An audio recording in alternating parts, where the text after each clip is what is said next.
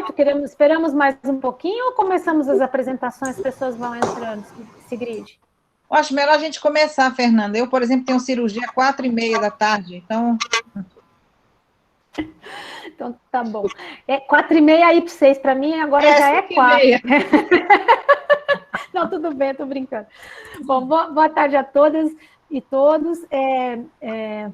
Prazer nosso, que eu acho que já é a nossa 12ª semana, é isso? Não estou em erro? 13ª, Karen? 12ª.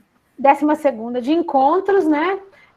Eu adoro que acaba aqui de quinta e sexta, eu fico bastante habituada do Nordeste. Vocês sabem que eu tenho um sonho secreto, que é ir morar no Nordeste, né? Mas São Paulo me agarrou aqui, eu não consigo sair daqui. Então, mas eu ainda vou realizar meu sonho. Aliás, eu tomei coragem, vou tirar minhas férias de uma semana, vou entrar no avião e vou para o Nordeste agora em julho.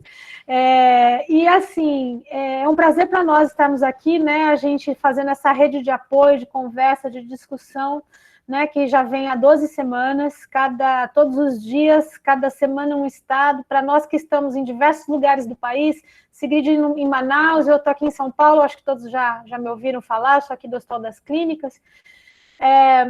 Todos ligados a alguma universidade e tá podendo conversar com vocês. A gente, todos fazíamos parte de uma rede que trabalhava, assim, a exemplo da doutora Maria do Carmo, em redução de morte materna, mas essa experiência está sendo única, porque a gente está podendo se conectar em diversos lugares, em diversas situações, com diversos recortes de atendimento, com diversas dificuldades ou facilidades.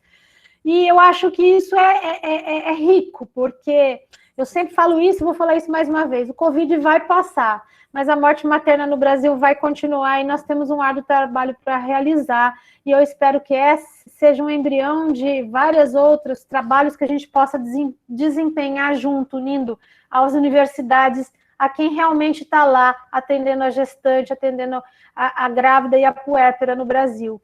Então, é um prazer para mim, só me honra ter sido convidada para desempenhar esse trabalho, junto com professores ilustres de diversas universidades. Eu sou uma das caçulas e menos graduada aqui do time, mas, assim, para mim tem sido uma experiência privilegiada participar desse grupo de trabalho aqui, tanto escrevendo manuais, gravando aulas, como tendo a oportunidade de estar pelo Brasil inteiro discutindo, levando um pouco da experiência que a gente foi aprendendo nesse 1 ano e 3 meses de epidemia do Covid-19 no Brasil, tratando gestantes. Então, estou aqui com a Sigrid, a gente estava sexta passada, nós somos uma dupla quase habituê da sexta-tarde, né, Sigrid? Então, passo a palavra a ela para ela fazer as apresentações. Bem, eu faço das minhas palavras a Fernanda, quero dizer que realmente para mim é uma honra muito grande participar dessas reuniões, tem sido extremamente gratificante, a gente tem aprendido muito a cada reunião com experiências de vocês, colocando as nossas junto com as de vocês, ou seja, esse conjunto de informações tem sido importantíssimo para todos nós. Então, é uma satisfação muito grande estar aqui com vocês, estamos à disposição.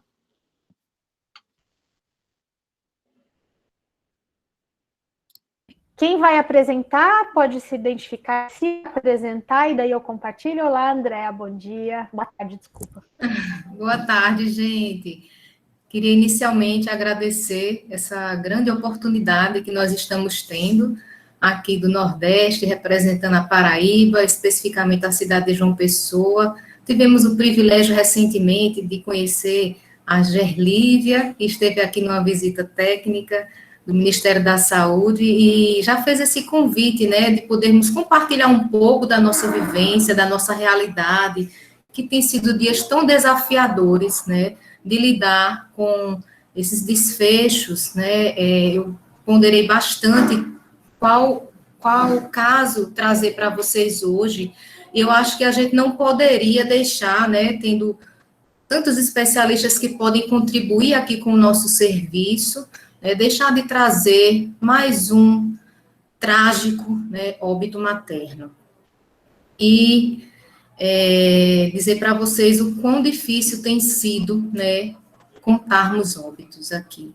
Eu poderia citar os 20 óbitos que nós tivemos aqui no Centro de Referência, que é a Maternidade Frei Damião, o qual eu estou como diretora técnica, né, recebi esse grande desafio e confesso para vocês que são dias de luta, mas temos dias de vitórias. Hoje, por exemplo, nós estamos com 4 prováveis altas da UTI de pacientes já com mais de 21 dias de internação, pacientes em desmame, pacientes já conscientes, dentre elas, uma especial que está completando 26 anos hoje e cantou conosco parabéns. Então, assim, cada dia, né, é um recomeço, a cada pôr do sol a gente reenergiza para o dia seguinte, mas realmente não tem sido fácil. Eu, como obstetra que sou, daquelas que gosta de estar ao lado partejando, sentada numa banqueta junto com a paciente, quem me conhece sabe, eu tenho muito esse lado assistencial, e realmente tem sido muito difícil para nós que somos obstetras vocacionados, que estamos acostumados a lidar com o nascimento, né, ter que estar vivenciando, né, e tendo que lidar com tantos órfãos que estão ficando. Então, tem sido realmente uma luta muito grande, mas a cada dia uma oportunidade de aprendizado, né? A nossa equipe de obstetrícia, ela cresceu muito, ela tem se interessado, tem se tornado clínicos, nós temos colegas que estão fazendo terapia intensiva, né? Já estando na obstetrícia para poder somar, para poder trazer realmente novos modelos de atenção, de assistência, e somos de uma gestão compartilhada, né? Que temos, assim, a oportunidade de acompanhar cada caso, realmente, cada óbito desse, nós levamos nas costas e sempre nos questionamos o que poderíamos ter feito de diferente. E é por isso que eu trago essa temática hoje, né? Peço até desculpa para vocês, principalmente pela entrega dos slides, porque essa semana, de fato, tem sido muito desafiadora. Eu estou com minha irmã e o cunhado com Covid, né, então, assim, é difícil quando a gente está com alguém da família, e eu também já fui acometida, a gente sabe das implicações da doença, né, e quando eu sou a única médica da família, então vocês imaginem, né, a cobrança que é feita por todos, da gente realmente cuida tanto dos outros, e às vezes tem essa cobrança mesmo de cuidar dos nossos, mas eu não poderia deixar de estar aqui hoje, porque realmente é uma luta nossa, e é como a Fernanda colocou, o Covid vai passar, e a mortalidade vai continuar. É preciso muitas mudanças, né, mas a gente precisa dar o primeiro passo, e estamos aqui, né, eu falo enquanto representação da minha equipe de obstetrícia e também da nossa direção aqui do Centro de Referência Estadual da Paraíba, que é a Maternidade Frei Damião, que estamos aqui à disposição de aprender com vocês. Os slides ficou com a Fernanda para passar? Eu vou deixar meu microfone aberto, Andréa, porque eu não consigo ficar abrindo se eu tiver que fazer alguma parada. Certo. Se estiver atrapalhando, eu fecho, eu apago, fecho e eu fico no surdo, tá bom? Tá tranquilo. Espera aí.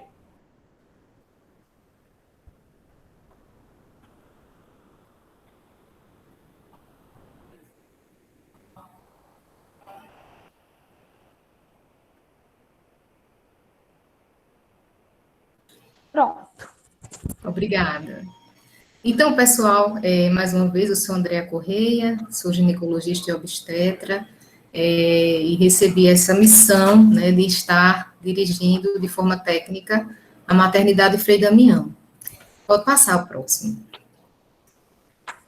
A Maternidade Frei Damião, né, ela precisou literalmente se reinventar nos últimos 1 ano e 3 meses de pandemia. Então, nós, inclusive, precisamos mudar do ponto de vista estrutural de prédio, fizemos verdadeira mudança, e precisamos, em tão pouco tempo, nos readequar para se tornar o centro de referência estadual no atendimento materno-infantil da Covid-19 aqui na Paraíba.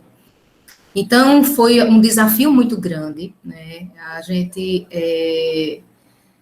inicialmente, foram dias difíceis, mas através de uma rede de assistência, né, através da própria Secretaria Estadual de Saúde, juntamente com outras direções hospitalares, nós fizemos uma pactuação onde as unidades de retaguarda, né, receberiam os nossos casos não Covid, porque nós tínhamos essa preocupação por antes, já ser um centro de referência de alto risco, né, onde iríamos encaminhar as nossas gestantes de alto risco. E aí foi necessário realizar essa pactuação, onde nós seguimos como centro de referência, né, com fluxo unidirecional, e as demais unidades ficaram realizando essa retaguarda.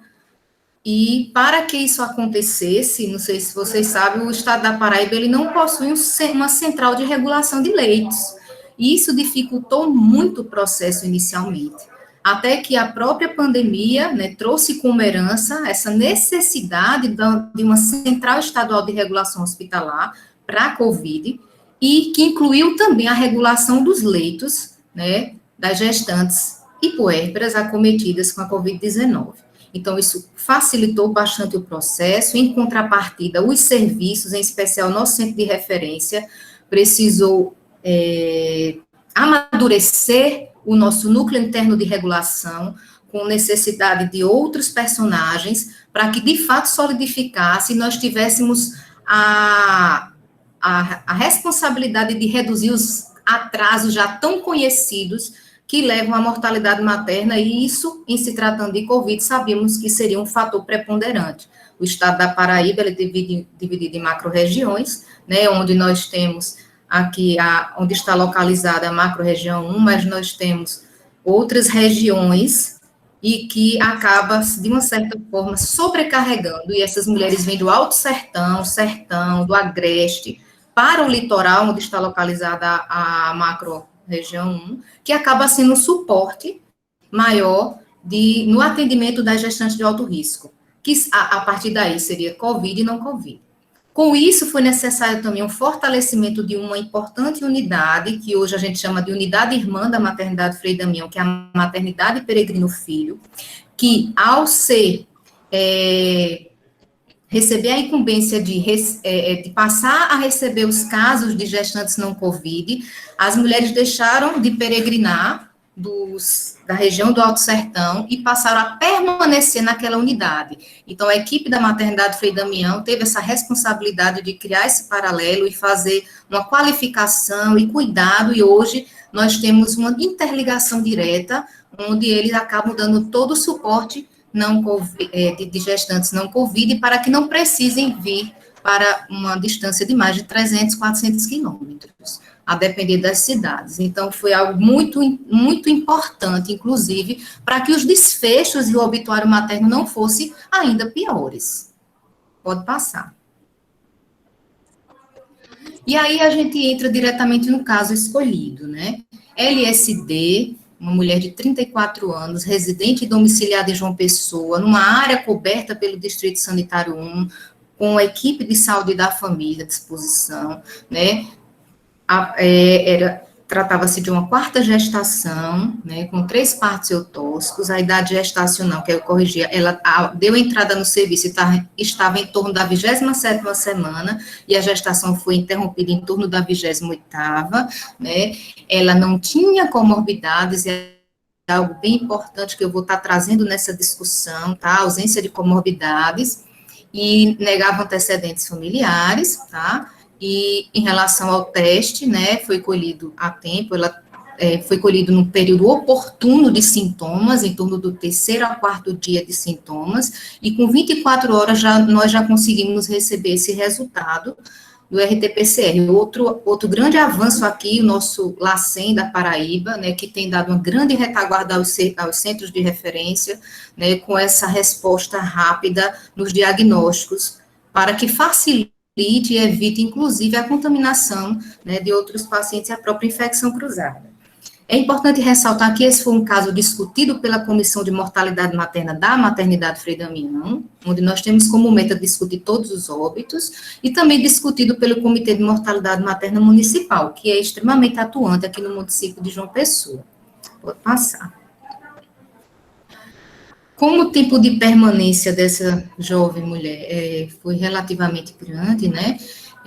Eu queria antes só fazer uma retrospectiva rapidinho, que ela era uma gestante que tinha uma área coberta de atenção primária, tá? Unidade de saúde da área do Distrito 1, que coincidentemente é a nossa área também de atuação da própria maternidade, antes do contexto Covid, então ela já viria para nós, seria um risco habitual de demanda espontânea, porém, por tornar-se centro de referência, hoje a unidade recebe as pacientes reguladas das unidades retaguarda e das unidades de pronto atendimento.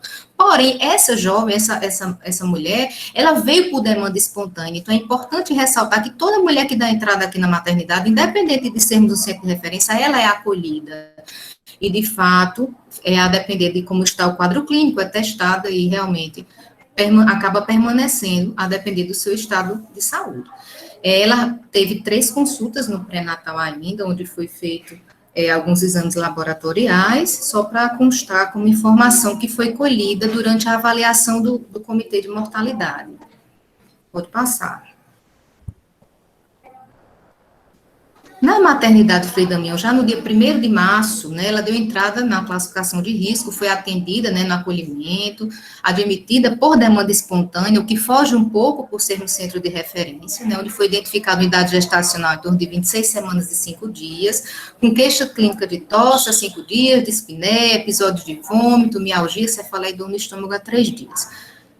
Negava comorbidades, como foi dito anteriormente. Saturava bem, 98% em ambiente, né, a princípio não tinha quadro clínico muito exuberante, né, em relação à avaliação obstétrica, né, movimentos fetais presentes e tinha batimentos cardiofetais, né, na ocasião foi solicitado exames laboratoriais, já o teste, o RT-PCR, e solicitado uma nova reavaliação, pode passar. No dia 2, né, então, houve um relato, né, de piora clínica importante da tosse e o surgimento da febre,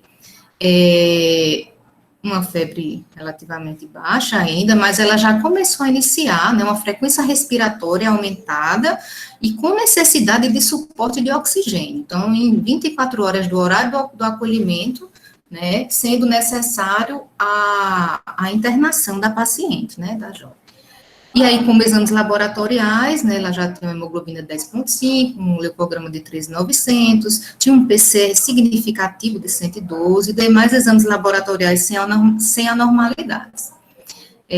Na ocasião, foi solicitado uma vaga de UDC, que é a Unidade de Decisão Clínica, que é um setor, uma espécie de sala de estabilização, em decorrência dessa frequência respiratória, né, foi priorizado essa manutenção para que se houvesse uma observação mais criteriosa. Pode passar. Já no dia 3, né, ela começou a piorar bastante, né, o quadro respiratório, né, a dispneia, a queixa de dispneia, né, no contexto obstétrico ela estava bem, não tinha relatava dinâmica uterina, certo? Foi, inclusive, detectado, porém, eu fui até rever o prontuário, não tinha nenhuma avaliação de toque vaginal e não constatado o trabalho de parto. Aí que eu tinha até corrigido a frequência respiratória, era de 48, tá? Aí tá 24 a 48, mas não. Tinha uma frequência cardíaca de 104, uma saturação de 96, porém, com oxigênio 5 litros por minuto. Nesse momento, né, foi solicitada a gasometria com trocas de 252 e já iniciado, né, solicitada a internação, né, já estava na UDC, Unidade de Decisão Clínica. Nesse momento, já havia saído o resultado do RT-PCR, que já confirmando, detectado, e foi iniciado a dexametasona e clexane na ocasião. Às 11h30, né, ela referiu doutor Asca, ao tossir, né, o bebê estava sem alterações e foi mantida a vigilância materno-fetal. Lembra, só aproveitando a ocasião que as nossas ultrassons são feitas beira-leito para gestantes, e no caso as gestantes que estão na unidade de decisão clínica, bem como na unidade de terapia intensiva. Agora, nós temos uma grande fragilidade aqui no nosso centro de referência, que é não dispor de TC de tórax. Nós não temos tomógrafo e as tomografias, elas são realizadas no outro hospital parceiro, o Hospital Metropolitano, da rede estadual, e é feito esse transporte do paciente para lá, para poder retornar, que é uma fragilidade do nosso serviço, mesmo sendo centro de referência. E daí a falta, inclusive, dessa TC descrita.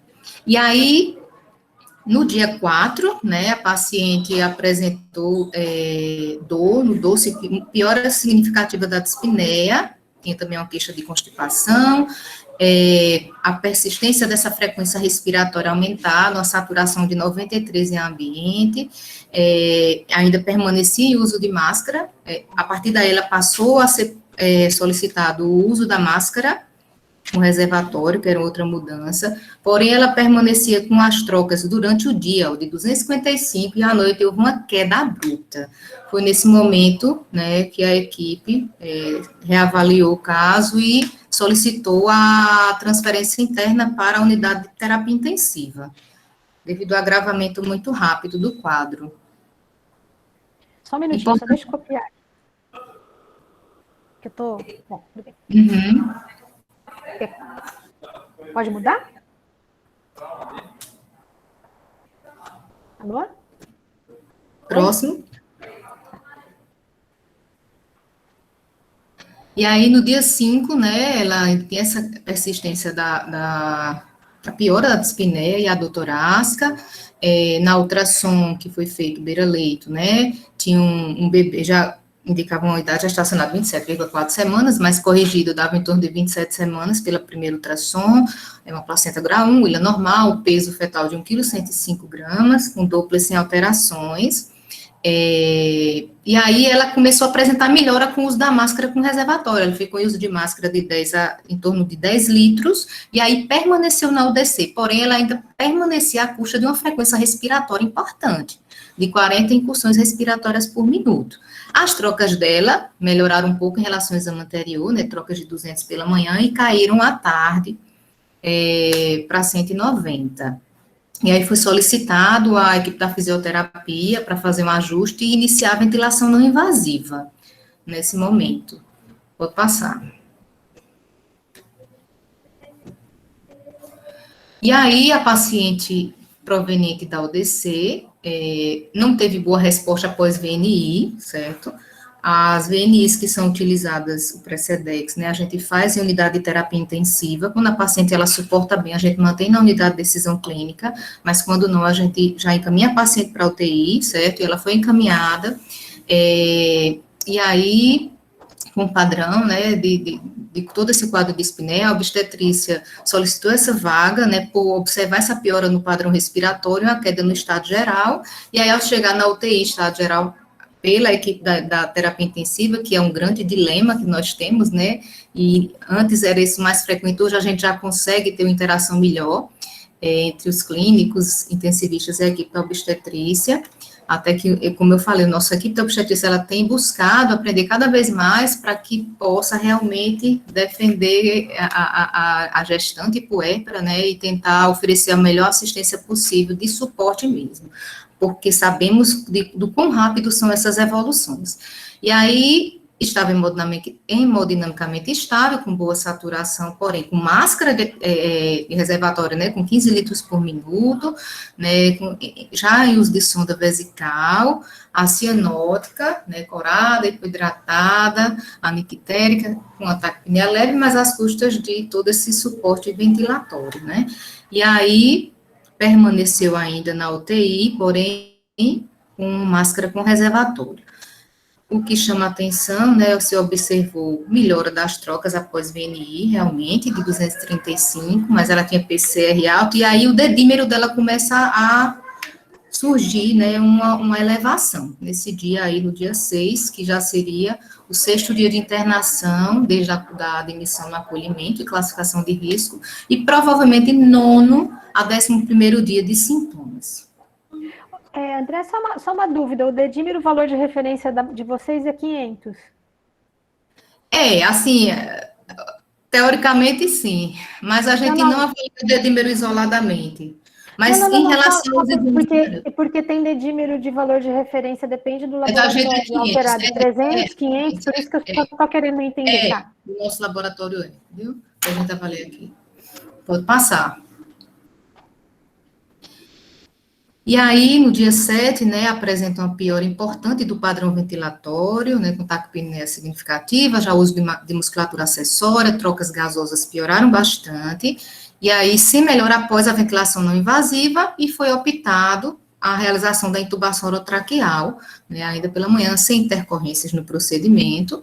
É importante ressaltar que as intubações em gestantes, elas são feitas com o suporte do nosso time de resposta rápida, que é composto por anestesistas, e eles sempre, por considerarmos que a gestante, ela tem uma intubação difícil, eles vêm para dar esse suporte, ou eles mesmos realizam, ou ficam junto da equipe que vai estar fazendo a intubação.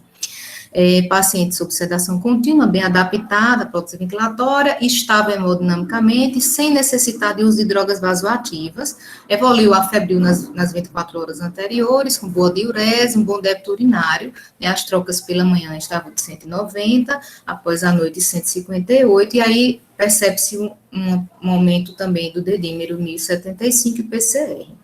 A ultrassom obstétrica feita beira-leito, né, não tinha nada digno de nota, né, bebê com uma média de peso semelhante ao exame anterior, bem recente, pode passar. E aí, no dia 8, né, ela permaneceu bem adaptada à ventilação, RAS -5, né, que a gente utiliza como parâmetro essa escala de agitação e a sedação de ritmo.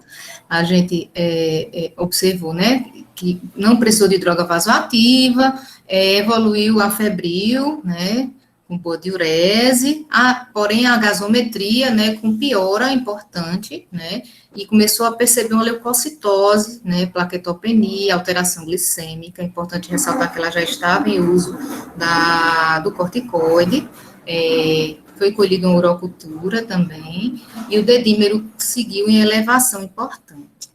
A função renal começou a apresentar sinais de deterioração também no dia 8. No dia 9, né, que foi um dia bem marcante, a paciente seguia em sedanalgesia, o RAIS é -5, alívio, gente, pupilas isomióticas, hemodinamicamente estável, porém começou a necessitar de noradrenalina aí.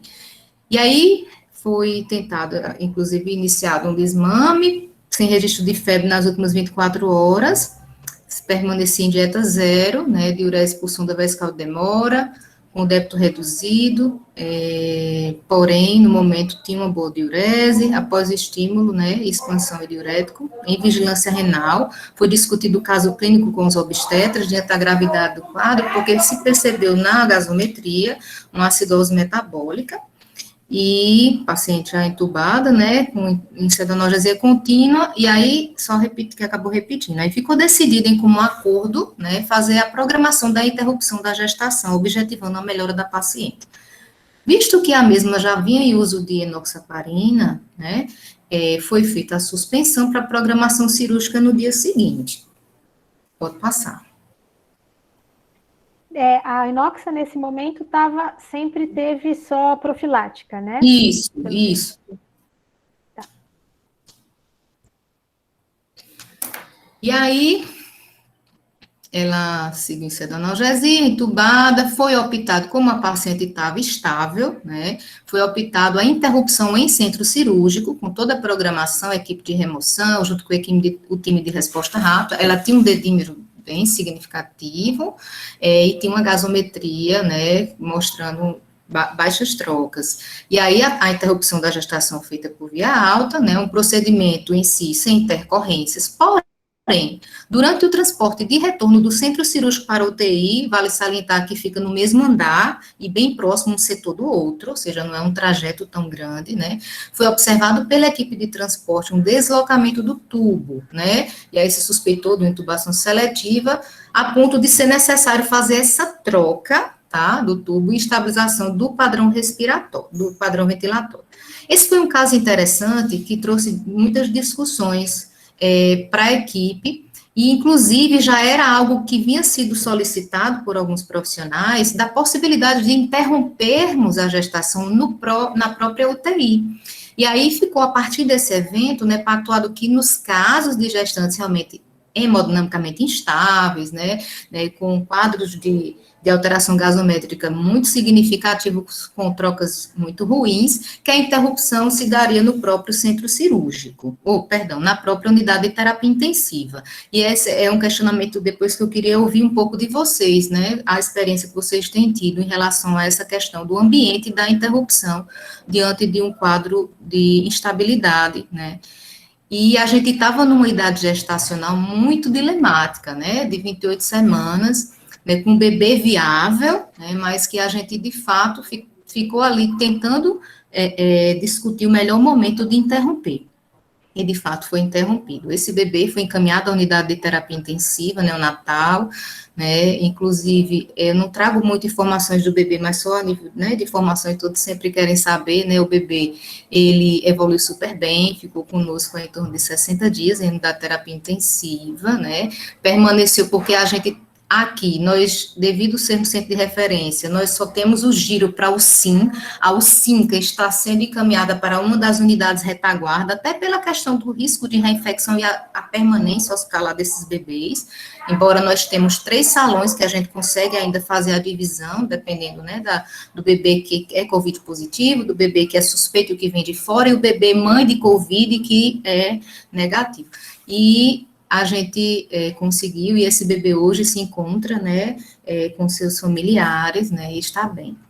E aí, no dia 11 de março, 11º dia de internação, e primeiro dia pós-operatório, né, tu volta só um pouquinho, isso, foi identificado o enfisema subcutâneo, porém discreto, e aí se permaneceu, foi solicitada a avaliação do cirurgião, que nós temos aqui também, de sobreaviso, e que ele identificou que era mais fazer o acompanhamento.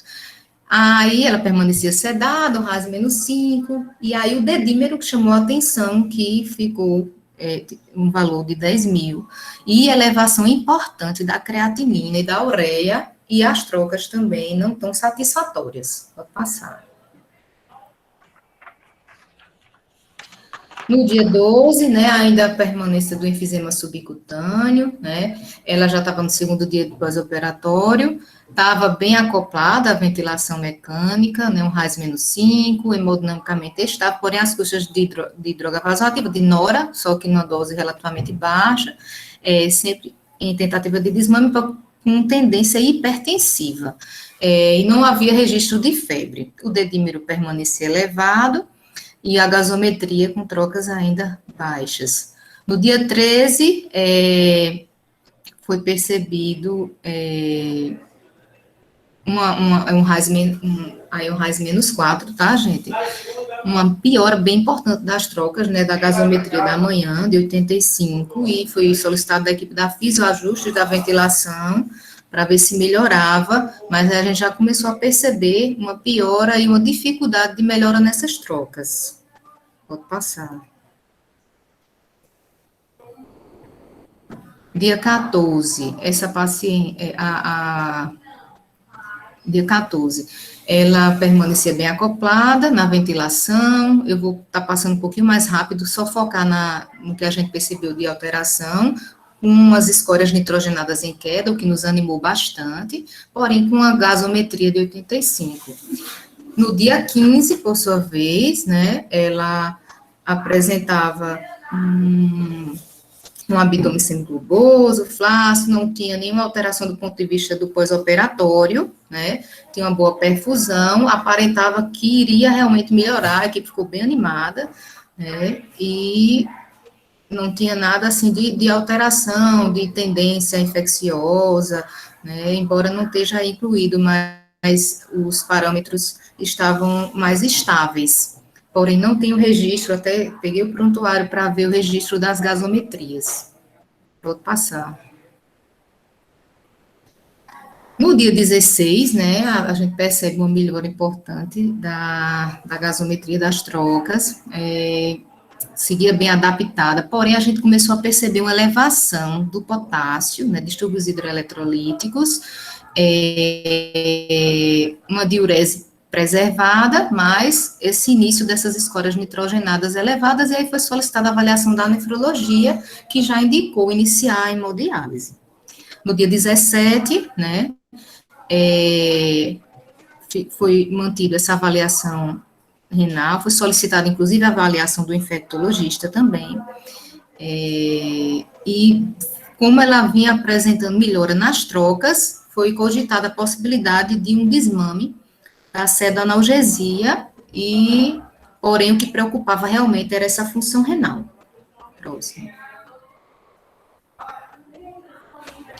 Dia 18, né, constatado realmente a insuficiência renal aguda, com esse distúrbio hidroeletrolítico persistente, e sendo necessária, a partir daí, a diálise, que permaneceu, inclusive, por todo o período de internamento.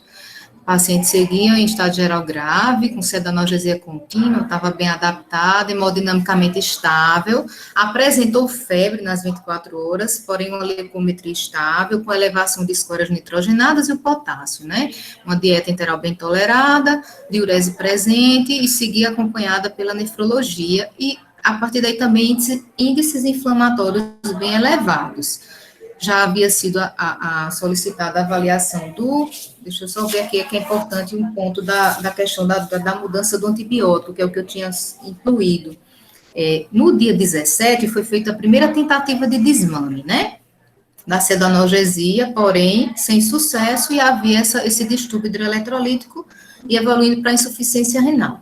No dia 18, né, realmente constatada a insuficiência renal e pactuadas as diálises rotineiras, né.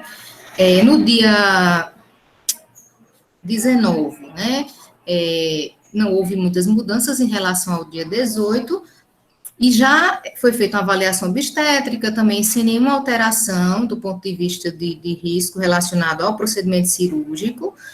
Pode passar. No dia 21, né, foi feita uma segunda tentativa de desmame. E essa paciente passou a apresentar hematúria, né, o que difere, né, e estava sem drogas vasoativas. Então, do ponto de vista de estabilidade hemodinâmica, ela tinha apresentado melhora, né. E aí, no 14º dia pós-intubação, que é o dia 22, tá, ela apresentou um sangramento em cavidade nasal e oral, certo? E os índices inflamatórios bastante em ascensão, né? E aí foi suspenso. Nessa ocasião é importante ressaltar que após a constatação da insuficiência renal aguda, a nefrologista suspendeu, né, a enoxaparina e sugeriu a heparina não fracionada, no caso liquemina, em decorrência da sobrecarga renal. E aí, vocês desculpem o barulho, pessoal, é porque acabou de ter uma alta, e a alta aqui, todas as altas são musicais, e eu estou bem pertinho aqui do local onde teve a alta, não sei se vocês conseguiram ouvir. Então, o que é que acontece? A gente, nesse dia 22, a gente percebeu essa alteração, essa piora, né, dos índices inflamatórios, uma ascensão, né? Já no dia 23 de março, né, picos febris começaram a surgir, né, ela passava a apresentar anúria, né, já estava em diálise, e também apresentou uma diarreia volumosa, certo? Em relação à introdução da medicação, no dia 19, que eu esqueci de falar para vocês, após a avaliação do infectologista, foi iniciada a tecoplamina, foi rodado esquema de antibiótico para ela, certo? E no dia 22, depois dessa piora, né, secreção, inclusive purulenta pelo tubo orotraqueal, a gente já começou a acionar, nós temos cirurgião de cabeça e pescoço para ver, talvez, a possibilidade de otimizar ou, de forma precoce, evoluir para a traqueostomia, depender de como estaria o quadro clínico dela. Porém, a gente só veio conseguir essa traqueostomia alguns dias depois, que vocês vão acompanhar aí. Mas só para enfatizar, né, que houve realmente essa mudança do esquema de antibiótico, por sugestão do próprio infectologista, e no dia, realmente... Desculpa, André, só para a gente entender um pouquinho melhor, no dia 19 foi teico. Isso, foi teico. Introduzido. Isso. Mas foi introduzido teico, porque em todo o resto da sua apresentação eu não entendi se ela estava ou não com antibiótico, e era a minha pergunta no final da apresentação.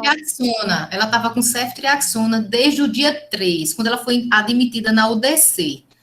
Mas aí fez ceftriaxona do dia 3 até o dia 19? 16 dias? Então, ela fez a ceftriaxona, e aí aqui a gente faz um esquema da profilaxia por conta da cirurgia, né, que ela recebeu, e ela permaneceu, só houve realmente registro da tecoplamina, e eu fiz questão de ver nas prescrições realmente no dia 19, Não, ó, só para a gente tentar se nortear, né? Porque do dia 3 se entrou com ceftriaxone. Ceftriaxone é esquema de 5 a 7 dias, né? Então, até o dia 10. Aí, o parto, na verdade, foi no dia 10. Dia 10, né? Dia 10 o parto, isso. Aí, nesse dia, então, suspendeu o ceftriaxone e entrou com um antibiótico pensando em profilaxia para o parto, que você deixou 24 horas, é isso? Isso. Aí ela estava sem antibiótico, do dia 10 até o dia 19, é isso? O que a gente... Aqui houve uma permanência do uso da ceftriaxona, e aí foi quando a gente solicitou o parecer do infecto, e aí ele realmente rodou para teico, mas realmente só tem a descrição a partir do dia 19, realmente. Tá, e aí no dia 22 foi escalonado de teico para qual antibiótico? Então, aí no dia 22 entrou com meropenem. Tá. Meropenem manteve a teico ou trocou? Não, aí manteve. Tá, tá bom. Desculpa, só porque não tá Nada. E aí pode passar o próximo. Deixa eu botar aqui. Tá, no dia 23 não teve mudança, né? Tá. Só a questão dos picos febris e uma terceira tentativa sem sucesso do despertar, né? Com a melhora do sangramento oral que ela tinha apresentado após a suspensão do dia 22, né, da heparina, ela melhorou do sangramento oral. E aí, no dia 24, também sem mudanças, né, é um RAIS -3 ali, tá certo? Dia 25, permaneceu, né, com esse segmento e acompanhamento da nefrologia, né, a gente solicitou, como eu falei, a gente teve essa dificuldade da antecipação da traqueostomia, né, para realizar a traqueostomia, uma vez que era uma paciente que demandava, né, um tempo de internação maior, e aí que é algo que a gente tem feito aqui, tem observado sucesso, né, nas pacientes que a gente consegue otimizar, fazer a traqueostomia e já evita as complicações relacionadas à intubação prolongada. No dia 26, né, ela até apresentou melhora do ponto de vista de estabilidade hemodinâmica e permaneceu afebril. Dia 27, ela não tinha mais nenhum sinal de enfisema subcutâneo, certo? Permanecia realmente em diálise, em pseudoanalgesia contínua, sem uso de droga vasoativa, né, e aparentava estar apresentando melhora, inclusive das escórias nitrogenadas. E aí foi suspenso, inclusive, diálise pela nefrologista, nesse dia 27, para a gente começar a observar como é que ia ser a resposta dela sem a diálise. Pode passar. No dia 28, né, a paciente no momento em terapia dialítica, porque apresentou alteração nas escórias, né, e estava aguardando, e foi programado para o dia 29 a traqueostomia. E demais condutas foram mantidas e também não tinha registro de febre, né, de alteração nos indicadores inflamatórios. Dia 29, né, ela permanecia com a insuficiência o quadro respiratório ainda, as trocas, relatado aí que há uma piora importante no dia 29, e permaneceu com a insuficiência renal e uso de diálise, porém, foi tentado mais uma vez a questão da pseudoanalgesia, porque a equipe ficou naquele dilema, né, de evitar a traqueostomia ao tentar despertar a paciente para ver se ela tinha uma melhor resposta, mantendo, né, uma saturação com parâmetros ventiladores, porém altos. No dia 30, também não teve nada, assim, de diferente, né, porém, ela apresentou no final, na realidade, por volta das 13h15 da madrugada, entre 29 para o dia 30, ela apresentou uma crise convulsiva, tá? E o que chamou bastante a atenção da equipe, também uma pressão arterial de 140/90. Porém, ela não tinha alteração de perfil toxêmico, né, da rotina de pré-eclâmpsia, e, de fato, teve uma importante resposta após o uso, né, de anticonvulsivantes, passando mais de 48 horas sem nenhuma crise, nem mais nenhuma crise, né? Pode passar. Dia 31 permaneceu sedada, sem crises, né? Então, no dia 1º, que a evolução está mais completa, né? Nas últimas 24 horas, seguia em estado geral grave, sedanalgesia, bem acoplada à ventilação, bem adaptada, um RAS-4, mantendo a boa saturação, porém com parâmetros ventilatórios de FiO2 de 35% e um PIP de 8, e aí foi realizada a traqueostomia, então ela estava com aproximadamente 24 horas, né,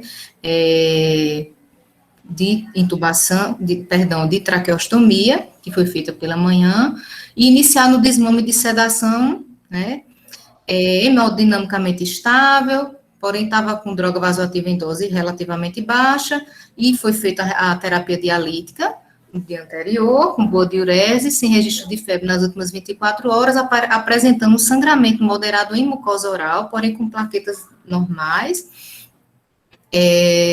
e já tem havido, só enfatizando que já tinha sido suspenso o Clexane, né? Nesse momento, inclusive, foi solicitado uma tomografia para avaliar melhor essa questão da alteração neurológica, porém, como eu já até falei para vocês inicialmente, a gente tem realmente essa dificuldade para fazer o transporte de pacientes, porque o procedimento é feito em outro serviço, né? Seria um transporte externo, e realmente a gente ficou a depender da melhora clínica para poder realizar esse transporte e fazer o exame, né? Então, ela seguiu grave no dia 2, evoluiu com mais uma crise convulsiva de repetição, sendo necessário idantalizar. Hemodinamicamente estável, em uso de noradrenalina após incrementos de sedativos por convulsão, sem registro de febre, melhora de episódios de sangramento oral, diurese preservada e vigilância neurológica. Pode passar. E aí, a partir daí, ela ficou em uso, né, de anticonvulsivantes, seguiu, né, em sedanalgesia, estava bem acoplada, bem adaptada, RAS-4, mantendo uma boa saturação, iniciado o desmame de sedação e ventilação, hemodinamicamente estável, porém com a droga já em desmame, né, estava em 2 ml hora, e aí, nesse momento, teve um registro de 2 picos de febre nas últimas 24 horas, apresentando sangramento moderado em mucosa oral, né, mordeu a língua quando convulsionou, isso chamou bastante atenção, tinha plaquetas normais, né, e aí foi reiniciado o Clexane, porque ela tinha um dedímero, nessa ocasião ela estava com mais de 10.000 dedímero, evoluindo o dia anterior com crises convulsivas de repetição, necessitando de entrar com diazepam, e aí foi uma chuva de medicações, né, propofol, midazolam, fentanil, fenitoína, porque era de difícil controle, hemodinamicamente estável, uso de noradrenalina após incremento de sedativos, né, por conta da convulsão, aumentou inclusive a necessidade de droga vasoativa. No dia 4, ela evoluiu, né, permanecia em sedanalgesia contínua, um RAS-5, porém hemodinamicamente estável, dentro das 24 horas ela teve, né, a crise convulsiva no dia 31 e dia 1º, sem crises convulsivas nas 48 horas seguintes, lembrando que ela apresentou no dia 2, né, então fazia 48 horas que ela estava sem crise, mas estava em uso de Dantal e de fenobarbital de horário. Próximo.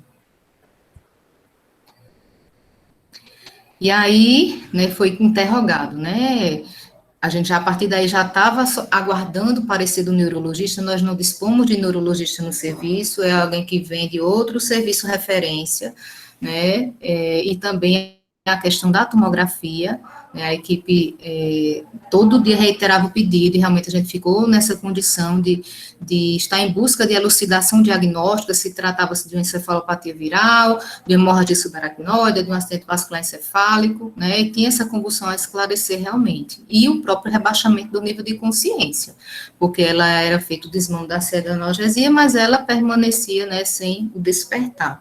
O paciente seguiu grave, né, em leito de UTI, em ventilação aí estava traqueostomizada, né, só corrigindo, com importante desconforto ventilatório, ela persistia com sangramento em cavidade oral, certo, mesmo com coagulograma sem alterações, sem outros sinais de coagulopatia, foi inclusive acionado o hematologista para avaliar, ainda em estado comatoso, mesmo após a interrupção dos sedativos, nesse dia ela estava apenas com precedex, já em desmame, que foi também desligada no momento, e aí ela passou a apresentar a febre alta, iniciada no dia 5, diurese preservada, estável hemodinamicamente, e uso de droga vasoativa em baixa dose, curva glicêmica normal, né, atraco sem complicações, e aí progredindo para o desmame, né, da sedação, porém ainda aguardando a TC e o parecer da neurologia. No dia 6, o infectologista novamente, né, foi acionado, né, para avaliar principalmente, foi percebido presença de febre persistente, aumento de leucócitos, né, a sonda com vesical tinha grumos abundantes no sistema coletor, sugerido coleta de culturas, início de, aí está descrito no meropenem. Aí deixa eu só tirar essa dúvida bem rapidinho.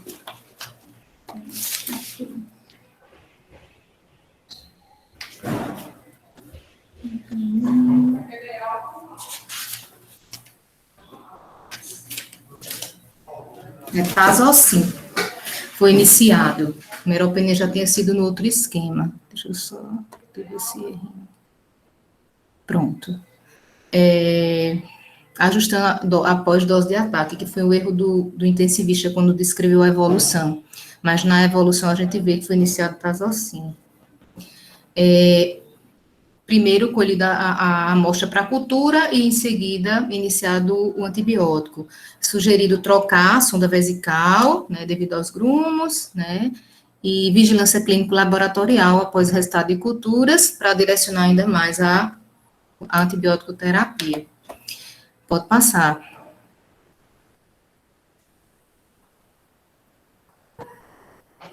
E aí, no dia 7, né, a paciente seguia gravíssima, né, em leito de UTI, sob ventilação, apresentando uma certa assincronia na ventilação mecânica, desaturando, com quadro de hipotensão, piora da saturação após mobilização no leito, nas tentativas de tentar o transporte, né, quando a gente acoplava o ventilador de transporte, não conseguia, porque tínhamos essa necessidade de tentar avaliar o componente neurológico, e aí permanecemos aguardando a tomografia e o parecer da neurologia, né, essa é uma grande fragilidade nossa. No dia 8, né, paciente sido gravíssimo, né, com quadro semelhante, ainda com pior após mobilização no leito. E no dia 9, né, o fatídico dia 9 de abril, né, após quase 40 dias de internação, né, solicitado o TC, avaliação do neuro, né, ainda não realizado, ela evoluiu, né, com estado gravíssimo, apresentou quadro de hipotensão, de saturação, e às 7h35 foi constatado o óbito, né, feito manobras de ressuscitação por mais de 30 minutos, porém sem sucesso. Pode passar. E aí a declaração de óbito, né, foi a insuficiência respiratória aguda, a insuficiência renal aguda e a COVID-19, né, e ficou aí a incógnita do componente neurológico, né, o serviço tendo um diagnóstico de COVID-19, né, a gente não envia para o SVO aqui, e, de fato, ficou essa declaração e o questionamento, né, para todos nós que ficamos com essa resposta a ser dada, né, dessa parte neurológica, que não conseguimos compreender o que aconteceu realmente, né, e ficou esse enigma aí a ser desvendado. Pode passar. E aí, só um relato rapidinho da enfermagem, que foi conseguido identificar, né, que ela morava na área do Jardim Veneza, em outubro de 2020, fez seu cadastro pelo agente de saúde em 19 de outubro, no qual relatou que estava com suspeita de gravidez. A usuária compareceu à unidade, né, ela chegou a ter 3 consultas, foi feitos os exames, como foi relatado no início, né, em meados de janeiro, ela se mudou para Gramame, que é como se fosse o extremo, outra ponta da cidade, mas pediu para continuar fazendo pré-natal lá, onde foi agendado, porém ela ficou com dificuldade de acesso, né, então, mostrando a vulnerabilidade que os pacientes acabam tendo, né, não tinha condição sequer de passagem, e às vezes a desarticulação da rede em tentar fazer com que a outra unidade possa acolher e fazer essa busca ativa, né, dessa mulher, para fazer esse acompanhamento. E aí foi orientada a procurar o serviço, caso precisasse, já que não podia ir, porém, de fato, essa comunicação, ela não aconteceu. Próximo. A partir daí, as informações que eles receberam, né, foram dadas pelo próprio esposo, que continuou residindo no bairro lá, né, segundo as informações do agente de saúde, ela tinha se sentido mal em Grama-Miús no dia 27 de fevereiro e foi levada à maternidade, onde foi dito a ele que ela estava com infecção urinária, que até então não havia nenhum relato. Foi medicada e liberada em seguida, mas ele não soube dizer qual medicação. Ou seja, tem esse histórico, porém nós identificamos na ficha de avaliação que ela não veio para cá, né, ela pode ter ido para alguma das unidades de retaguarda, uma vez que a gente aqui é a unidade de referência e ele não soube dizer o nome, mas foi algo que nos chamou bastante atenção de tentar, inclusive, buscar as fichas de acolhimento. Ainda, segundo informações, ela continuou sentindo mal, retornou à maternidade, né, aí sim onde foi feito o teste, o resultado positivo, né, e ficou internado, e aí ele foi relatando, né, da forma dele. No dia 10 foi feita uma cesariana para a retirada do bebê, o bebê nasceu com 27 semanas, né, ficando entubado, encontra-se bem, ganhando peso já em casa. E a gestante realmente faleceu no dia 9 de abril por complicações da Covid, segundo o atestado de óbito. Era o relato do esposo.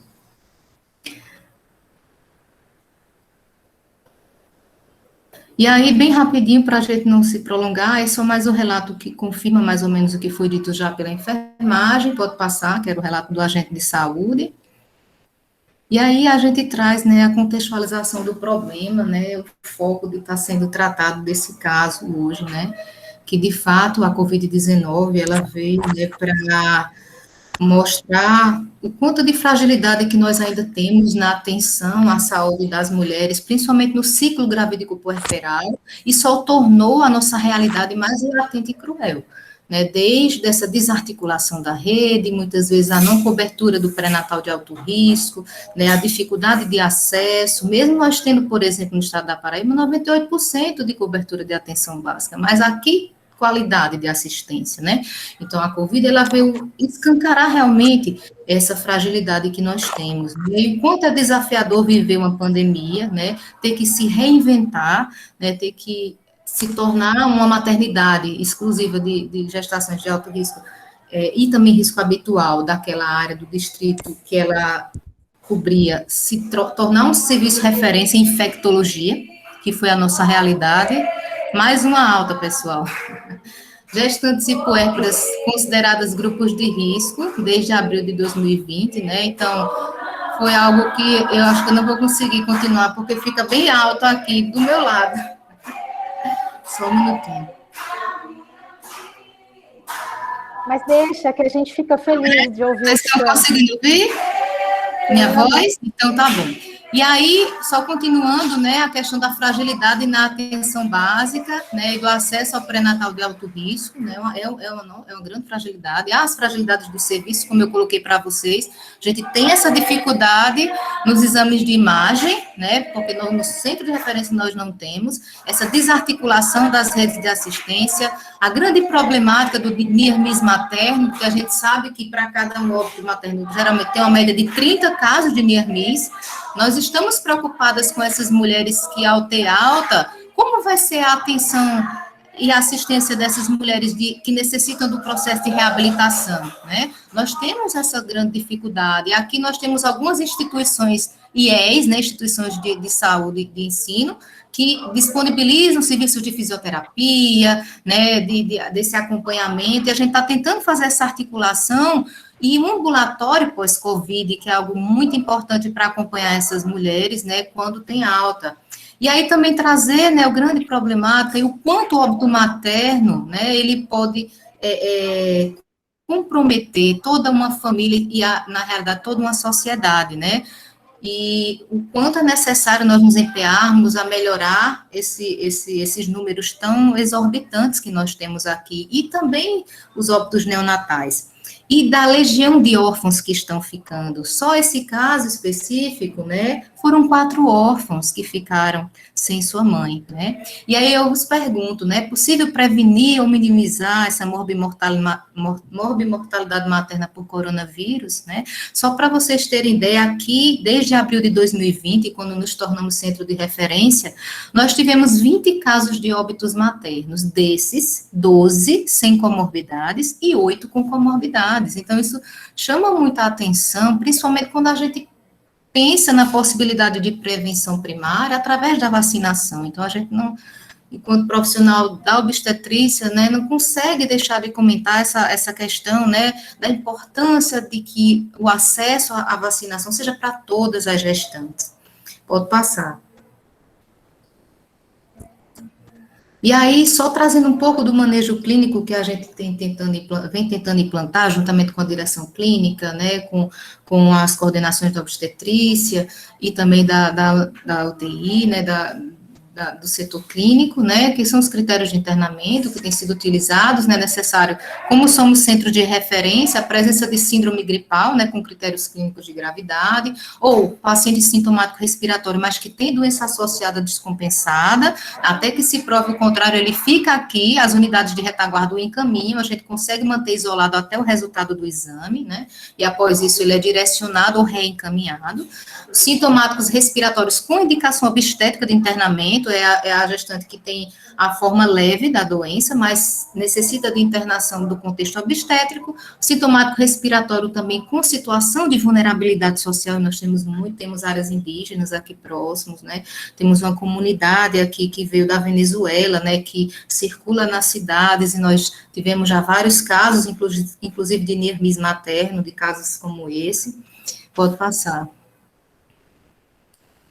E aí, só trazendo um pouquinho que, com o advento, né, de tornar o serviço como centro de referência, né, foi estabelecido um fluxo de atendimento a gestantes suspeitas ou confirmadas. Nós temos o centro estadual, né, de regulação, que já foi dito, e aí construir métodos mnemônicos para facilitar, né, esse diagnóstico, e identificar os pacientes que precisariam de um maior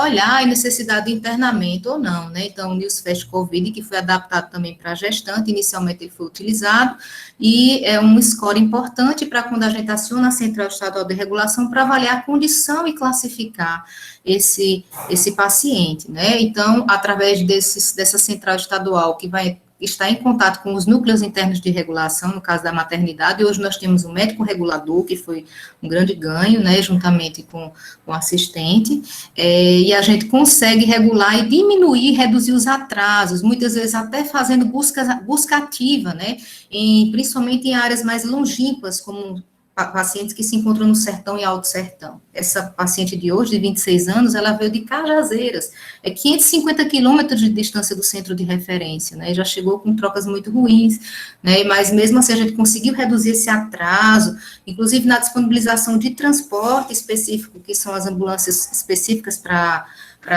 pacientes com Covid, para tentar minimizar essas dificuldades. Andréa, deixa eu só te perguntar uma coisa. Se a gente tiver muitos mais slides, não vai sobrar nada de tempo para a gente discutir, né?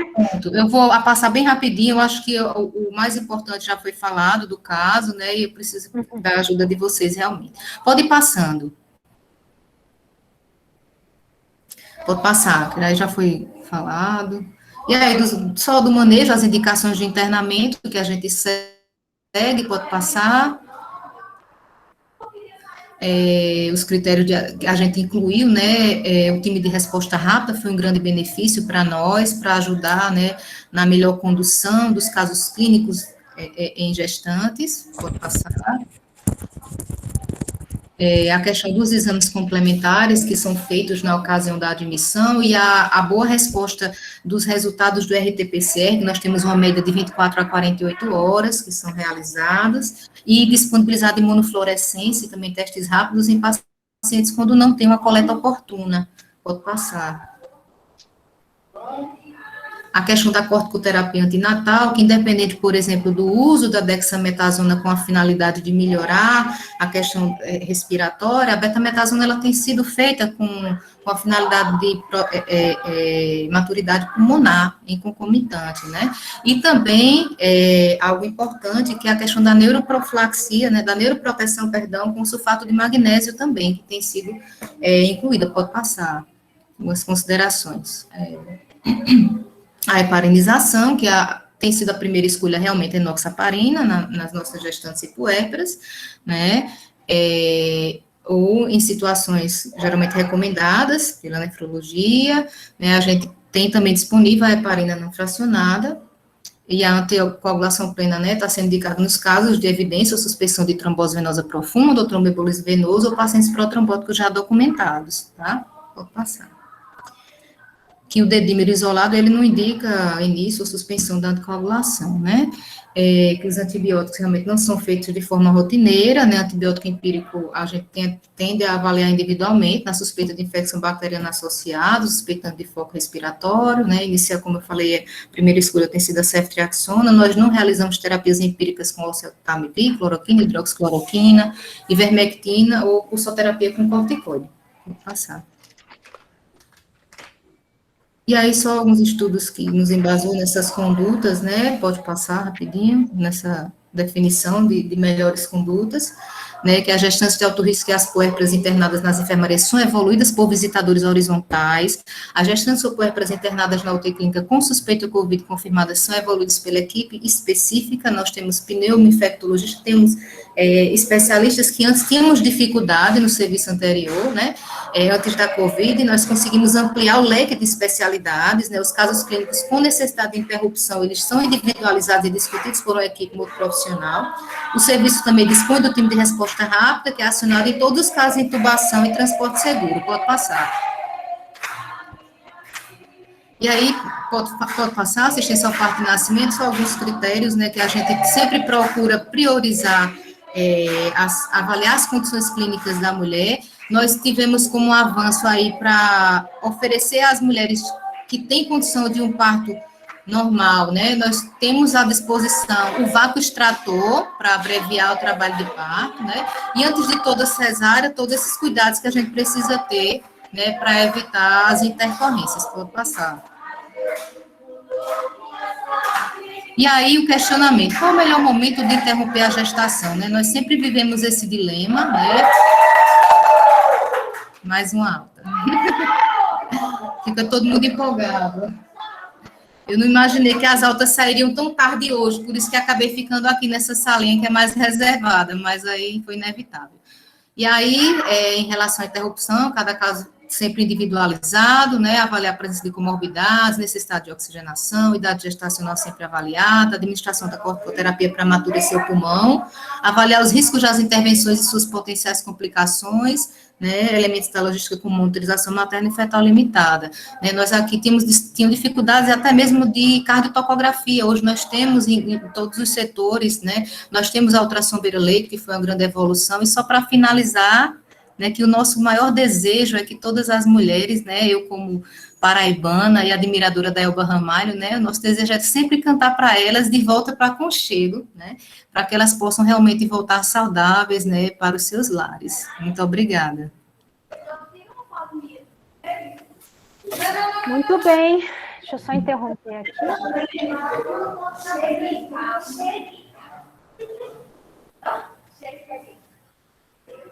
Pronto. Daqui a pouco o Sigrid tem que sair, se precisar eu continuo um pouquinho, tá bom, Sigrid? Tudo bem, Fernanda, desculpa, obrigada. Imagina. Bom, gente, em primeiro lugar, parabéns, André, percebe-se que você está empenhada na luta, né? Parabéns pela apresentação. Eu queria começar salientando alguns pontos, eu elenquei aqui durante a apresentação, né? Se você puder deixar só um pouquinho fechado isso, obrigada. Então, fechado o microfone, né? Aí, então, olha só, em primeiro lugar, né, eu fiquei realmente na dúvida se quando ela interna, ela estava no 5º dia de sintoma ou se ela já estava mais, tá? No dia 1 do 3. Acho que você também teve essa dúvida, me pareceu, quando você apresentou o caso, né? Porque ela estaria no 5º dia de sintoma, então a gente pensa que o início dos sintomas foi 27 do 2, e aí a gente já vê no relato do familiar depois da investigação do óbito que ele já tinha passado mal no dia 27 do 2, então, e já tinha procurado assistência, provavelmente não aí, né, num posto associado, numa UPA associada, então pode ser. Porque daí isso combinaria mais com essa piora dela respiratória tão maior já no 7º dia, né? A gente vê a piora acontecendo, porque assim, ó, lembrando das fases do Covid, a gente tem até o 7º dia uma fase de replicação, resposta viral, tá? Entre o 7º e o 10º dia é uma fase pulmonar, né? Mas com piora mesmo do agravo respiratório a partir do 10º dia, embora a gente possa ter uma ou outra paciente que tem uma piora precoce. É possível a piora no 7º dia, e ela piora clínica, né, já com catéter de O2, 5 litros, no 6º dia. Então, talvez aí a história da doença tenha sido um pouco diferente. O que não invalida o manejo, que eu acho que vocês foram perfeitos no manejo inicial. Eu queria, de antemão, começar falando que eu acho que o manejo inicial, triar quem vai para uma sala de vigilância clínica maior, que precisa ir para máscara, progredir para máscara quando precisa, vocês estão atentos à gasometria. Parabéns, é uma das primeiras vezes que eu vejo o povo falar de relação para mim, assim, né, e colhendo paciente que está em O2, a gente precisa ter a relação para a gente poder raciocinar, lembrando que se a gente não tem relação de 300 alvo, eu tenho que progredir nos dispositivos que eu dou de oferta de O2, né, que foi o que vocês fizeram até aí. Vocês começam a ter dificuldades e me parece, não porque não sabem o que fazer, mas porque não estão com o recurso adequado, a partir de uma piora mais importante da paciente de UTI. Talvez essa UTI que vocês montaram foi uma UTI que não estava ainda total, porque não dá para a gente pensar numa UTI sem serviço de imagem, né? Porque, pelo menos a tomo, a gente pode não ter ultrassom todos os dias, eco todos os dias, né? Mas, assim, a gente tem que ter imagem todos os dias em pacientes se você tem uma UTI no hospital. E aí, o que eu tenho para dizer para você é exatamente a angústia que você relatou na sua apresentação. Grávida instável é muito difícil de transportar, muito difícil de transportar. Grávida instável de Covid, mais ainda, tá? Grávida instável, near miss materno de qualquer tipo, é difícil de fazer transporte. A gente tem que já pensar de ir para um lugar que ela fique e tenha todos os recursos. Isso é estruturação do sistema de saúde, que a gente sabe que está muito longe, né, doutora Maria do Carmo, de acontecer em todo os 100% dos serviços do Brasil. Mas isso é uma coisa, no Covid, elas instabilizam rápido. E eu tenho que, quando eu penso em uma UTI Covid de gestante, eu tenho que ter todos os recursos à disposição, inclusive tomografia de crânio ou pulmão. Por quê? Porque esse é o outro ponto que eu queria discutir, tá? Quando uma paciente COVID em assistência ventilatória, em suporte ventilatório, piora, na grande maioria das vezes ela piora por duas coisas. Ou foi um agravo infeccioso, e aí a gente tem que estar atento para ver, escalonar antibiótico em momento adequado, nem todo lugar a gente consegue, um dos jeitos é a gente repetir tomografia quando ela tem uma piora clínica, para saber se ela teve uma piora infecciosa, se consolidou, se piorou o padrão. E a outra coisa que denota uma piora clínica na paciente com COVID em suporte de suporte de A2, sem sombra de dúvida, o outro grande fator de piora é um tromboembolismo pulmonar, tá? Então, e nem sempre tromboembolismo pulmonar mais maciço, que vai lá e a gente consegue reconhecer por sinais outros, como aumento de sobrecarga ventricular direito, que é mais fácil, às vezes, a gente fazer um eco e ver isso, não tem alteração. Então, assim, o tromboembolismo, o TEP maciço, ele dá tudo isso. O TEP que a gente vê no COVID, piorando o quadro clínico do COVID, por volta entre o 10º e 14º dia, são TEPs subsegmentares, tá? E que aí começa um processo, aumenta, esse TEP subsegmentar já foi escrito da fisiopatologia da doença, se ele acontece, a gente tem que estar atento e anticoagular terapeuticamente, porque pode piorar aí essa fase que ela se encontra nessa hora depois do 10º dia, que é a fase citoquímica, que é a fase inflamatória sistêmica, tá?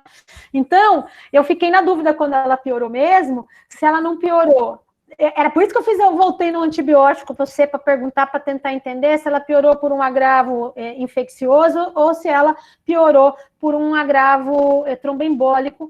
E tem a questão até que ela tem um dedímero que começa a aumentar, né? Foi até 3, 4 mil nessa hora que ela piora. Então, pode ser que ela tenha feito um TEP subsegmentar. E aí, eu vou te falar assim, o ideal era fazer uma angiotomo? É angiotomo, não é nem tomo? Era. Se você não tem nem atomo, que dirá angiotomo, tá? E aí eu vou te dar um conselho de damage control, você que está tentando organizar tão lindamente seu serviço. Na dúvida, em gestantes, agente anticoagula terapêutico. Você não conseguiu fazer a suspeita. Mal de ampliar a inoxaparina dela nesse momento que nós estávamos nessa piora, não teria, porque ela não tinha feito ainda a insuficiência renal, né? Então, na dúvida, o que eu faço aqui, não vai, às vezes o radiologista, agora não, né? Agora o radiologista aqui tá lindo, maravilhoso, eu mando fazer tomo, ele faz, ele não briga comigo, né? Porque agora todo mundo faz tomo na gestante, porque sabe que gestante é de risco para TEP, TEV e Covid e tudo mais. Mas a gente sempre teve isso, a gente ficava no embate com o radiologista, não vai fazer, é grávida, não sei o quê. Então, às vezes, enquanto a gente ficava brigando, a gente ampliava a anticoagulação. Tá? Então, do fundo do meu coração, a única sugestão que eu posso te dar, porque resolver o seu problema de tomografia, eu não sei se eu consigo, só posso pedir para a Gersília ver se ela consegue, Gersília, se ela consegue ajudar, né? Mas assim, nós temos esse problema de fluxo aí. Mas enquanto você não consegue, uma coisa clínica que você poderia fazer de manejo diferente tem dúvida mesmo, amplia a anticoagulação. Tá? E não que fique claro que eu não estou ampliando porque aumentou o dedímero, não é isso. Eu fiz se grávida piora do ponto de vista respiratório e vocês começaram tiveram até que indicar intubação, ela piora por duas coisas, ou piorou o respiratório porque infectou, ou piorou o respiratório, uma das outras grandes causas, piorou pelo TEP. Tinha um dedímero que subiu, não custava nada ter aumentado a anticoagulação. Mas ela pode ter uma terceira causa dessa piora, André, que talvez depois no desenrolar do quadro clínico me pareceu ser o mais provável, foi uma piora do Covid, tá? Que é por volta do 18º, 13º, 14º dia, 14. Né? Ela piora. Sabe por que eu acho que foi isso? Porque ela tem... vocês intubam, ela responde, não sei o quê. Então, assim, se fosse TEP, se não anticoagulasse, ela ia só degringolar ali, ó, na hora que intubou, tá? Eu acho que ela estava na piora do Covid mesmo, se me permite essa suposição, porque nós não vamos saber, porque ela não foi para serviço de verificação de óbito, né? Que a gente teria que ver o que aconteceu no pulmão e tudo mais. Aí, a minha outra questão, depois que eu falar isso, eu vou abrir para falar um pouquinho, mas eu queria só chamar uma discussão e pedir a opinião de todos, porque daí ela piorou mesmo e precisou entubar, e vocês decidiram, eu não sei, não me falou ventilatórios nesse momento, mas eu imagino que para decidir entubar é porque entubar e interromper, né? A intubação foi só para eu me voltar aqui na apresentação, o parto foi dia 10 e a intubação foi dia 7. Então, vocês intubaram, não interromperam, beleza. Mas mesmo ventilando mecânico, vocês não estavam conseguindo a relação, não estavam conseguindo a ventilação. Então, assim, eu imagino, você não me falou os parâmetros, mas que devia estar uma FiO2 altíssima, tal, não sei o quê. Então, que tá ruim, eu preciso melhorar a dinâmica respiratória dessa paciente, que foi 3 dias depois da intubação. Tá bom. E aí, vocês decidiram de comum acordo, tudo bem, fazer o parto. Tem um jeito da gente melhorar a dinâmica respiratória que eu não ouvi você falando, eu queria ouvir um pouco a experiência do seu serviço. Pronar, exatamente, porque é a alternativa na gestante da gente pronar para melhorar o drive respiratório. Por quê? Lembrando o que é o prona, gente. A SRAG do Covid é uma doença inflamatória, né? Enche de líquidos o pulmão, tá? É uma doença inflamatória pulmonar com alvéolo inundado de líquido, tá? Base de troca pulmonar, o pulmão é um cone, né? Uma pirâmide com uma base de troca maior dorsal. Quando você bota paciente em decúbito dorsal, você vai jogar todo esse líquido da inflamação da SRAG na sua maior na sua maior superfície de troca pulmonar alveolar. Quando você prona o paciente da SRAG, essa já se mostrou nível 1A de evidência que melhora a dinâmica respiratória, a gente melhora, por quê? Porque a gente recruta alvéolo para ventilar, tá? E aí, o que eu tenho visto, é isso que eu quero chamar a discussão, queria ouvir de você e depois ouvir da Sigrid, porque assim, eu tenho visto uma resistência imensa de pronar gestante. Eu queria saber se na UTI de vocês pronos não gestante, acho que aí é só maternidade, né? Então, eu queria saber, ó, se você quiser ajuda, a gente ajuda a treinar online para pronar gestante, porque pronar gestante tem evitado inúmeros partos. Eu tô com uma gestante internada agora, que era uma hipertensa crônica, que super ajuntou, e eu internei ela agora há 2 dias. Ela está com 35 semanas e 2 dias. Essa gestante foi internada com 22 semanas no nosso serviço por Covid, ficou 45 dias em ventilação mecânica, foi pronada 7 vezes, recebeu alta gestante, continuou a seu pré-natal, mas agora internei ela por outra coisa, e o Covid já era, o pulmão ficou bom, tá tudo certo, e ela vai ter um parto perto das 37 semanas, que nós estamos tentando levar até 37 semanas essa gestação. Então, é isso que eu queria chamar a atenção, que eu acho que é uma outra grande coisa que a gente podia fazer diferente aí, se não foi pensado, ou se foi pensado, se está com dificuldade de implementar, nós estamos a postos para ajudar. Ok. Eu também listei várias coisas, mas, assim, pelo andar da carruagem, eu vou preferir... Uma foi a pronação, que você já falou, outra, o momento do parto, também, que você já bem falou. Outra que me chamou a atenção foi a questão da avaliação da vitalidade. Parece que foi usado o Doppler. E a gente sabe que o Doppler, no COVID, na doença inflamatória, o que mais acontece, normalmente, é a hipóxia. Então, a castrocografia e o perfil biofísico fetal acabam sendo melhores usados para essa avaliação, né? O Doppler a gente usa, é importante quando tem alguma comorbidade e tudo mais. Então, isso me chamou a atenção. Não sei se eu achei até que não tinha cardio, por isso depois você falou que tinha, e eu não sei se foi usado ou se não foi descrito. Então, acho que era uma coisa interessante para avaliar. Outra coisa que me chamou a atenção foi com relação ao corticoide também. Acho que é importante um dado que você falou da betametasona, e a betametasona realmente é ótima para o amadurecimento pulmonar, ela passa a barreira placentária, mas ela não ajuda muito no processo inflamatório pulmonar. Então, assim, nós normalmente temos usado da seguinte maneira, a gente faz a dexametasona, 6 miligramas 2 vezes ao dia, durante esses 2 dias, e depois continua o esquema de uma vez ao dia. Então, isso também foi uma coisa que me chamou a atenção, que eu acho que é importante essa colaboração, eu gostaria de dar. E algumas outras eu acho que vai ficando para depois, por causa do andar do tempo que já está, para mim, esgotando. Então, só da Dexa e do Beta, pelo que eu entendi, o protocolo de vocês fazem concomitância, né, André? Vocês não retardaram a entrada da Dexa pela Beta, você fez a Beta, só um dado, a Dexa passa a barreira placentária e age também na maturação, então talvez você não precisasse sobrepor as duas coisas. Mas tem vários outros serviços, sabe, Sigrid, que estão fazendo isso, né? Em Fortaleza, a Leila está fazendo assim, porque estudou e acha que não tem a mesma ação da Dexa, então... A única coisa, André, que já que falou de corticoide, eu posso dar uma experiência de cuidados intensivos aqui. Essa moça piorou pulmonar, né? E tanto que teve que entubar. E aí, já fez a beta, pensando, a beta, a dexa, seja lá o que for, pensando na maturação pulmonar, a metilpred em doses mais altas, escalonando não para 1 miligrama por quilo de peso, mas sim para 2, às vezes 2,5, que alguns intensivistas aqui, nós estamos fazendo tele-UTI pelo Brasil, às vezes a gente consegue resgate dessas pacientes que têm um pulmão mais grave, que você vê que é um pulmão crônico, não conseguiu desmamar nunca da ventilação, né?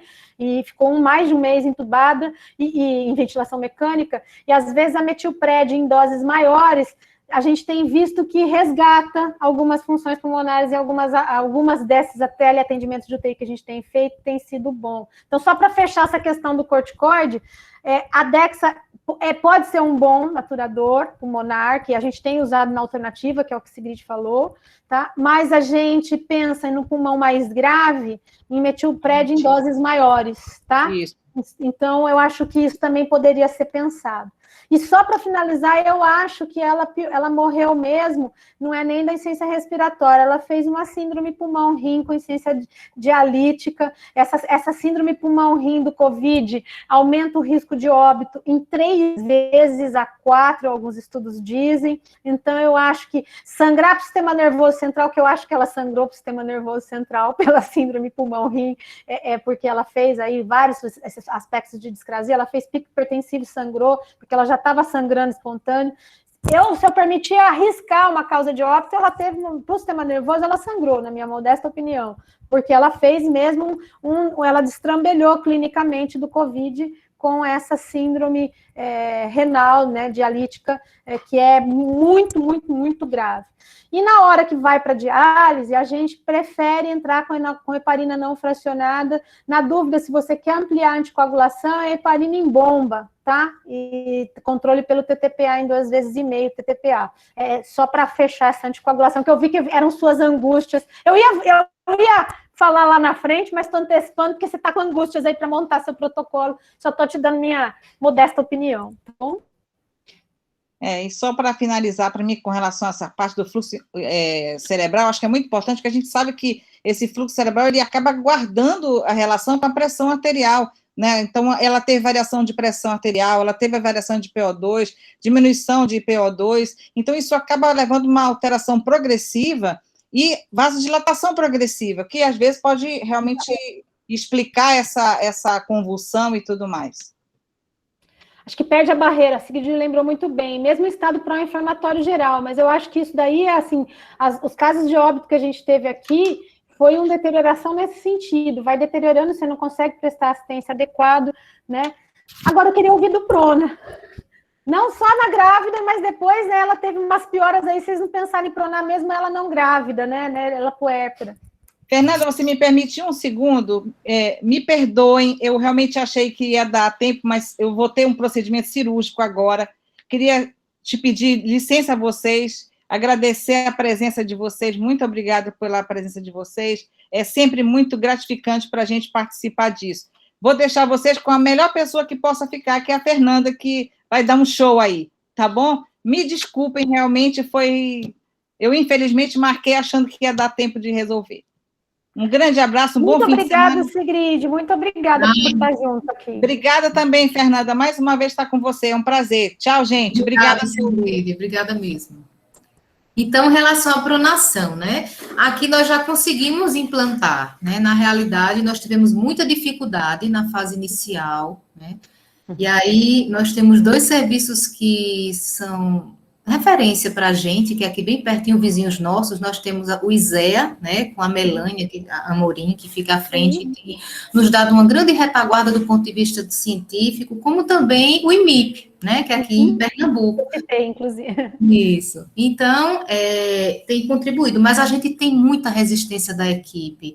É uma coisa que nosso diretor clínico aqui tem insistido muito, e assim, foi muito bom ter ouvido isso, porque essa discussão toda a gente vai estar amanhã, segunda-feira, a gente vai estar sentando com a equipe, trazendo, pontuando tudo isso, e mais uma vez, enfatizando a importância da pronação. Não sei se você percebeu, mas nessa paciente, eles alegavam assim, paciente com dificuldade, com piora clínica após mobilização. Então, essa é a primeira desculpa, eles já descrevem logo na evolução. Então, eu vou te dar um argumento para falar com eles, Andréia, que eu não acho que, não sei se foi só isso, tá? Mas aqui, ó, nós temos uma angústia que, assim, a paciente entubada em fase crítica de COVID, a gente faz procedimento cirúrgico nela só se ela estiver morrendo, para salvar o bebê. Por quê? O próprio procedimento pode ter piorado o desenrolar clínico dela. Tem trabalho não gestante que prova para gente que até uma colicistectomia por videolaparoscopia em paciente com COVID, hipossintomático, piora a evolução para óbito. tá? Porque você está promovendo uma cirurgia no paciente. Todo Você remédio. vai aumentar a inflamação do paciente. Você viu que o dedímero dela foi para 10 mil depois do parto. E não foi porque teve TEP, eu acho que foi só pelo processo cirúrgico. Tá? Então, para mim, esse é o outro grande ponto que eu acho que podia ter sido um pouco diferente. Eu sei, eu estou trazendo isso para conversar com você, que eu vi que você já estava rindo meio inconformado quando você falou da indicação do parto, que a indicação do parto não pode ser do intensivista. Quem indica parto, intensivista indica intubação, e a gente indica o parto, né, doutora Maria do Carmo? O que a senhora acha? A gente que tem que indicar o momento do parto, né? Pode abrir, doutora Maria do Carmo, queria lhe ouvir. Sempre eu digo, o procedimento obstétrico, a indicação é do obstetra. O intensivista fica lá no lugar dele, a gente que indica o que deve ser feito. Agora, André, eu quero lhe parabenizar e dizer que vocês, eu sou aqui do Rio Grande do Norte, que vocês estão bem melhor do que o estado do Rio Grande do Norte, estão mais bem organizados, viu? Parabéns pela luta, sua luta, porque a minha eu tenho lutado muito, mas parece que não tem dado poucos frutos. Mas Fernanda vai estar aqui no dia 30 de junho, eu acredito que ela vai dar esse apoio e que realmente a gente possa melhorar a assistência. Aqui nós já tivemos 40 óbitos maternos esse ano. Desses 40 óbitos maternos, 4 não foi Covid, e dos 36 que foi Covid, eu estava aqui fazendo a revisão no meu caderno, somente uma que tinha comorbidade, que tinha hipertensão. As demais não tinham nenhuma comorbidade. Inclusive, gestante com 8 semanas de gestação, com 18 semanas, pacientes jovens, 18 anos de idade, 30 anos de idade, fonoaudióloga, tudo isso que a gente já teve aqui no Rio Grande do Norte, especialmente em Natal. Então, vocês estão de parabéns. A Paraíba realmente está na frente. Eu sou bem vizinha da Paraíba. Minha cidade é Jardim de Piranhas. Muita família na Baía da Traição, que meu marido é de lá, meu marido é paraibano, da Baía da Traição. Que coisa boa, dona Maria do Carmo. Vamos combinar uma visita aqui no nosso centro de referência para nos ajudar. Então, seria maravilhoso. Eu vou sugerir. Eu chamei a doutora Maria do Carmo, porque eu já vi ela roxa falando que quem indica o parto é obstetra. Então, por isso que eu dei essa conta. Então, não, mas, André, eu sei quanto é difícil. Aqui nós tivemos muita dificuldade. Olha, eu estou no serviço escola, um dos mais famosos do Brasil, né? O ano passado, a gente tinha uma situação aqui que era... Para quem não conhece o hospital é gigante, nós temos mais de 12 UTIs, né, no complexo, tá? Então, no 11º andar do hospital, do Instituto Central inteiro, são 6 UTIs diferentes. Então, a gente tinha as gestantes Covid lá no ano passado, espalhadas pelo hospital, né? Em várias UTIs, que eram as UTIs de Covid. Então, a grávida não tinha um preferencial. Nós brigamos muito.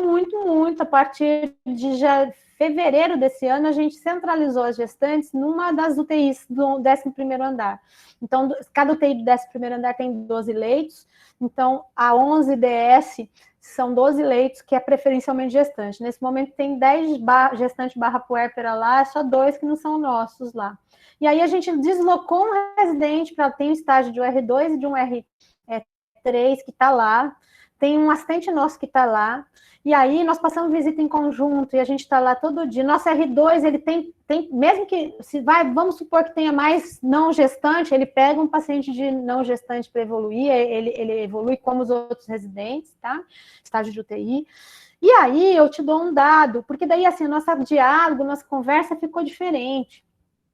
Assim, o diarista passa lá, o Thiago, fala assim, Fernanda, eu vou ter que pronar. Dá para pronar? Ele fala assim, o bebê como tá, nós podemos pronar? Porque ele já sabe que ele está quase obstetra, esse moço, sabe? Ele já sabe que ele está quase obstetra, que ele fala assim, o neném que você vai pronar, você vai ficar sem avaliação direito da vitalidade 16 a 21 horas, né? Então, ele fala, podemos, né? Aí a gente, em comum acordo, a gente discute, podemos. Não, ontem, por exemplo, piorou muito a gestante, que a gente entubou na madrugada, eu estava no plantão, piorou, entubou na madrugada, não precisamos, o neném ficou ótimo, resistiu à intubação, que a gente sabe que eles desaturam, eu vi que eu acho que esse protocolo você já estabeleceu aí, maneja durante a intubação, se o neném não desaturar, não entrar em sofrimento fetal, segue a gestação, beleza, por isso que eu nem estou voltando nesse item, tá? Agora, aí depois você segue a vitalidade, a mãe piorou muito na quarta-feira de manhã, na quinta-feira de manhã, e aí quando a mãe piora, o neném faz acidose, aí a vitalidade piorou, a gente tinha que pronar a mãe, mas o neném tinha piorado também, tá? E o que a Sigrid falou é muito importante, a gente indica aí essa piora pela cardiotoque perfil, tá? O Doppler altera principalmente naquelas pacientes que têm comorbidades, hipertensa, etc, etc. E aí não tinha segurança. A Rossana achava que dava para pronar, que podia pronar. Eu falei, Rossana, você não está aqui desde as 2 da tarde ontem, essa cardiotoco é diferente. Essa cardiotoco é diferente, mesmo pós-intubação, que a gente sedou no talo a mulher, a cardiotoco era um pouco diferente da não intubação, mas agora está diferente, ele está em acidemia. A gente fez o parto, estava certo, o pH era de 7,13, então... Mas esse intercâmbio com o intensivista é todo dia. E sabe o que aconteceu, que eu posso te dar? Eu me orgulho de dizer esse dado. A gente já tinha uma taxa de letalidade em UTI de gestante crítica que eu acho que era linda, que era 12%, tá? O ano passado. Nossa taxa de letalidade de gestante crítica agora na UTI, que é UTI obstétrica COVID, e aí é de verdade obstétrica COVID, que nós estamos lá de plantão lá dentro, é 5%, tá? Porque assim, eu acho... Eu não sei se foi isso, pode ser que se vocês tivessem levado adiante ela piorasse, tivesse que fazer o parto do mesmo jeito e tudo mais. Se ela entrasse nessa deterioração clínica, na hora que ela indicou diálise que ela estava acidótica, eu tenho certeza que você ia ter uma alteração de vitalidade, você ia acabar. Então, se ela progredisse para isso, você ia acabar tendo que fazer o parto. Aí por sofrimento fetal. Mas fazer o parto para melhorar a ventilação, não podemos, a gente vai ter que dar as mãos, a gente dá o suporte para vocês e nós vamos ter que bater o pé e falar que não, tá? Porque pode ser que fazer o parto, por causa de melhorar a ventilação, tenha contribuído para ela piorar o estado inflamatório dela. Com certeza contribuiu, porque o dedímero pulou, tá? E aí ela o limite dela estava pequeno, e aí depois vem as outras complicações. Ela teve complicações, obviamente, da internação longa em UTI infecciosa, vocês escalonaram antibiótico 2 vezes e tudo mais, tá? Então, assim, na minha modesta opinião, tem essas duas coisas que dentro do que vocês estão fazendo, que eu estou achando lindo, que tem protocolo, né, Mãe do Carmo, acho que isso é a coisa importante, a gente tem que pegar e pactuar um protocolo e ir adiante. Mas eu acho que essas duas coisas, nesse caso, poderiam ter ajudado, tá? E assim, eu estou falando não como médico do dia seguinte, só porque a minha sugestão de coisas que a gente teve que brigar para acontecer aqui também. Brigar pela toma, porque não... Aí não é porque não tinha toma, porque não pode fazer em gestante. Pode sim, tá? Eu dou até uma aula lá na Sogesp, que é assim, como eu faço trombose e trombofilia, o povo fica sempre com essa história. Não pode toma em grávida. Aí eu falo assim, aí eu tenho um trabalho de um japonês, que ele mostra a quantidade de radiação acumulada numa tomografia dessas multi-slice, né, que é 3, 4 segundos de exposição na tomo com vários probes, né, que é a tomo que se faz hoje, não tem tomógrafo mais com um probe só, né, e aí ele compara com aí tem um trabalho, eu dou uma aula que eu comparo a radiação acumulada numa tomo, e esse japonês fez o trabalho de uma radiação acumulada num voo intercontinental de uma gestante. Então, assim, e voltar para Miami fazer enxoval, que agora elas não estão podendo, por causa do Covid, mas elas iam, elas todas do privado queriam perguntar para a gente como é que se podia, e voltar para Miami fazer enxoval é mais do que a radiação acumulada em silvex da coisa ali. Só um minutinho, gente, porque eles estão me ligando, só um minutinho. Eu queria... Você pode ir falando enquanto eu falo. O Andréa, o hospital, a maternidade Frei Damião é do município ou é do estado? É da rede estadual, centro de referência do estado todo. E o hospital universitário tem alguma atuação? Então, o HU, ele ficou com uma unidade retaguarda dos casos não Covid, né, que é o Hospital Universitário Lauro Vanderlei, assim como o Instituto Cândida Vargas e o Hospital Edson Ramalho, que também é de gerência estadual. Então, a gente ficou com o federal, que é o HU, o ICV, que é municipal, e o Edson Ramalho, que é outra instituição do estado. E aí, porque a gente tinha todo o volume de casos não Covid, né, para ser absolvidos por esses 3 serviços. E aí ficamos prioritariamente, né, só como referência dos sintomáticos respiratórios. E aí aqui, quando possível, já diagnosticado, já vem com o diagnóstico, e quando não, era feita a elucidação diagnóstica aqui. Isso ajuda demais. No Alto Sertão, dizendo Cajazeiras, porque Cajazeiras tem, inclusive, faculdade de medicina, né? Isso, pois é, o Alto Sertão, a referência é a maternidade Peregrino Filho, mas que lá só tem um leito de observação e um leito de isolamento para poder estabilizar esse paciente e trazer para cá. Então, a gente recebe público do estado todo. Infelizmente, Cajazeiras, né, ele é um risco intermediário. O Hospital Regional de Cajazeiras, tem o Hospital de Souza também, que é ali pertinho, que seria uma grande potência. Mesmo tendo hospital universitário, eles não funcionam como obstetrícia de alto risco. Por isso que acaba tudo migrando para cá e para Campina Grande, para o ISEA, né? Então, por isso essa peregrinação já dessas mulheres, né, já não é de hoje, e daí um trabalho importante que a gente tem feito é de fortalecer a maternidade Peregrino Filho na 3ª macro-região, que será a nossa referência do Sertão e Alto Sertão, para que elas não precisem mais vir para cá. Então, esse é um grande desejo, inclusive, só para compartilhar com vocês, nesse período de pandemia, acharam pouco, eu assumi um centro de referência, me colocaram para ajudar nessa contribuição na unidade lá de Patos, como direção técnica também, para poder implantar o que a gente já tinha aqui. E conseguir implementar a implantação de linhas de cuidado, né, a questão de fortalecer também a enfermagem obstétrica com risco habitual, deixando a obstetrícia para tomar de conta do alto risco, né, ampliação do pré-natal de alto risco, que a gente tem uma dificuldade muito grande do acesso a essas mulheres, né, você ter que atravessar 500 quilômetros para uma consulta de pré-natal de alto risco é um absurdo, né, então essa é a nossa... E eu queria só salientar nessa regulação do Covid, né? Que assim, ó, vocês viram no caso, em 24 horas ela foi de um catéterzinho de O2 para uma máscara e logo depois entubou.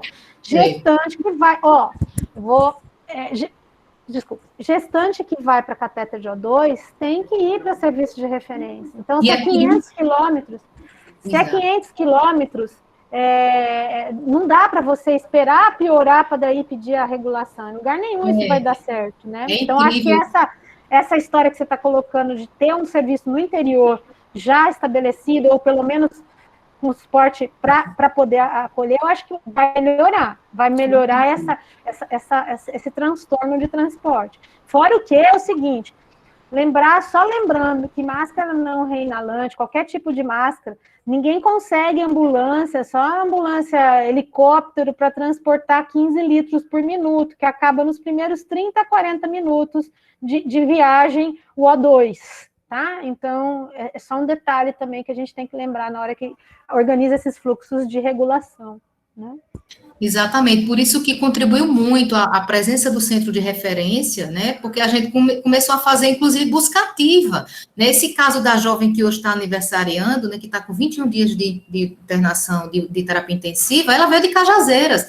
Ela, na realidade, ela é de Pernambuco, ela é de Triunfo, que é uma cidade fronteira. E aí foi para Cajazeiras, para o regional, e lá, só por estar sintomática, automaticamente o centro de referência ele já é acionado através da central de regulação, e aí a gente começa a fazer essa ponte, e esse suporte, nós temos também aqui a Rede Cuidar, que faz essa parte de teleatendimento com a equipe de obstetrícia e de neonatologia, para dar essa assessoria, né, a esses pacientes que estão em áreas longínquas, que realmente a gente não consegue ainda dar esse acesso.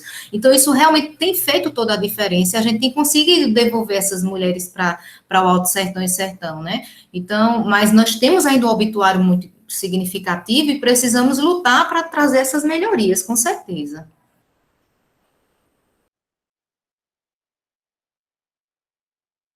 Eles estão de parabéns, viu?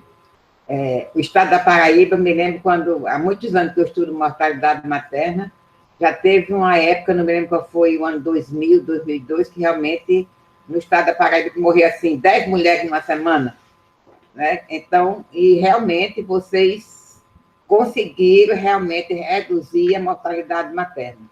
Nós ainda estamos com a mortalidade materna de 77,4 óbitos por cada 100 mil nascidos vivos, maior do que a razão mortalidade materna no Brasil.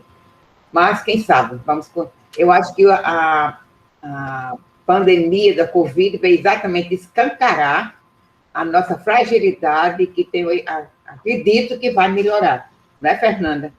Desde 1978, que o Brasil assume o compromisso de reduzir a mortalidade materna. Eu gosto muito de história, né? Mas daí eu vou ter que ir no Rio Grande do Norte dar aula presencial e ver esse mar que está aí atrás da senhora aí, né? Porque não está dando certo. Eu só vejo prédio de concreto aqui da minha janela, entendeu? E a gente vem trabalhando para reduzir essa mortalidade materna e não consegue. Reduziu, né? De 140 para 50 e 57,4, acho que está assim, mas o compromisso era que nós tivéssemos, em 2015, uma mortalidade de 35 óbitos por 100 mil nascidos vivos, né? Não conseguimos. Fechamos longe disso, né? Vamos ver. Gente, se no ano a gente consegue, né? Nós estamos bem adiantados na hora. Por último, eu só queria pontuar 3 coisas, eu acho que não é para discutir, mas só para salientar e te parabenizar, que sim, se a gente não tiver, não é só testagem, é resultado da testagem rápido, a gente não adianta que não faz nada, né? Então, eu fiquei contente aí que vocês conseguiram no LACEN estabelecer isso, tá? E a alta que você falou da necessidade de um fluxo para onde mandar essas mulheres, porque essa moça, infelizmente, morreu, mas eu vou te falar, André, se essa moça tivesse estubado e entrado em convalescência, ela ia acordar desorientada, com uma psicose, na grande maioria das vezes, com estresse pós-traumático, que teve uma aqui que não se reconhecia em fotos de antes da internação, as intubações com bloqueio neuromuscular longo, elas acordam sem massa muscular, elas não conseguem sequer pentear o cabelo sozinhas, e que sim, esse desafio nós não tínhamos em obstetrícia, porque em obstetrícia a gente nunca teve, eu acho que isso é um outro desafio, um outro paradigma. As nossas pacientes que pioram, elas pioram e melhoram rápido, ou elas morrem, né, doutora Maria Júlia? Porque as nossas causas de morte, hipertensão, é tudo ou nada, ou melhora em 7 dias, ou aquelas hemorragia, a mesma coisa, ou você faz o que tem que fazer e ela melhora, ou ela morre. Então, a gente nunca teve a paciente da internação longa, prolongada e tudo mais, e nós não temos essa rede de apoio para mandar a paciente fazer fisioterapia, algumas saem independente de O2, um parto no estado de São Paulo, não sei como é que é aí, mas é um parto da alta com catéter de O2 para casa, entendeu? Um parto distóxico, eu diria, né? Então, assim, esse é um outro desafio que eu acho que nós não estamos nem perto de pensar em como resolver. Nós não temos a tal da alta qualificada, que a gente ouve, que a gente é cobrado na Rede Cegonha, para o Covid a gente não tem. Aqui a gente está se virando como pode, eu acho que cada serviço está tentando se virar como pode, tá? Então, era isso só que eu queria só salientar, te parabenizar imensamente, fiquei muito feliz de te ouvir e agradecer, e abrir para quem quiser dar umas considerações finais aí, porque eu acho que realmente a gente já está com várias pessoas que saíram, só estamos em 12 aqui, e eu estou sendo chamada para o plantão de volta, porque eu me ausentei tempo de Ei, Fernanda, aqui enquanto Saúde das Mulheres, eu... Oi, gente, oi, Janine. Tudo bem? Eu estava te procurando, falei, meu Deus. Porque eu entrei e saí. Mas aqui eu estive com a Andréia e com Fátima. Fátima também até agora está aí, eu estou vendo que ela está ainda na reunião. Realmente, a Andréia é essa guerreira que tem né, assim, está fazendo, se desdobra, faz os arranjos necessários para qualificar o cuidado para dentro do município, né? Na verdade, para o estado, né? especificamente dentro de João Pessoa, e ela é muito atuante, ela realmente faz a diferença quando ela traz essa discussão da mudança do modelo, que é um desafio da Rede Cegonha, e ela bravamente, ela luta dentro do espaço dela para tornar isso uma realidade. Então, André é essa pessoa. Eu disse para ela, Fernanda, que ia trazer ela para cá. Poxa! É melhor vocês irem aproveitar o nosso litoral, vir para cá. Então, a Andrea, ela é uma profissional de uma competência muito grande. Assim, eu acho que ela tem que... Eu até falei para ela, olha, vai lá, fala, e depois, de repente, ela tem até outra oportunidade para falar, porque ela tem um outro caso também que merecia uma boa discussão aqui para todo mundo. A gente, na verdade, eu pode trazer numa outra reunião, mas eu fico à vontade, à disposição, Genívia. As meninas têm meu telefone, se quiser disponibilizar meu WhatsApp para ela, não tem problema nenhum. Tá bom? Eu acho que é bem oportuno, não é, Andréia e Fátima? A gente está trazendo, reunindo aí essa equipe que está aí disposta a colaborar conosco, sempre são pessoas assim que a gente tem gratidão, o Ministério da Saúde tem total gratidão, porque tem sido incansáveis nesse apoio a cada um dos estados, e é essa disponibilização que a Fernanda está aí se colocando, a equipe toda tem esse gesto, então a gente é muito grato a cada um desses apoiadores que têm ajudado a gente nessa a enfrentar, né, esse contexto que a gente vive aí, que é desafiante, e eles têm nos colaborado muito com o Ministério da Saúde. É só agradecer mesmo. André, você é maravilhosa. Fátima, um abraço. Obrigada, Fernanda. Um grande beijo para vocês. Um bom fim de semana. Obrigada, Gelívia, obrigada. Gente, muito obrigada por todos estarem aqui até agora. Você vê que o negócio pega todo mundo no calcanhar, que senão a gente não estava aqui há 2 horas falando disso, tá? Eu só tenho a te agradecer e te parabenizar, André, e assim, esses apontamentos que eu fiz eram na tentativa do que a gente pode fazer intermediário enquanto você não consegue as condições ideais, e vi que você está extremamente bem assessorada do ponto de vista tecnológico, de conhecimento e tudo mais, tá? Acho que o papel do grupo de trabalho, né, Gelívia, também não era só levar... A gente não quer... O manual está sendo reescrito agora, ele foi reconstruído, a gente está reescrevendo, até pensando nas discussões que tivemos com vocês, né? A gente vai apresentar aí a versão corrigida para o Ministério, né? No manual, por exemplo, eu vou fazer uma meia-culpa, a gente fala lá em 24 semanas, nós vamos tirar 24 semanas, não é 24 semanas que tem que estar escrito ali, é viabilidade que tem que estar escrito ali, onde está escrito 24 semanas, tá? E aí a viabilidade... E aí a gente pede desculpa a vocês, e a gente agradece a vocês essa interação desses quase 4 meses, porque, assim, de novo aquilo que eu falei no começo, a gente dentro da universidade, minha realidade aqui é que em 24 eu começo a pensar que eu posso resolver que o berçário segura, tá?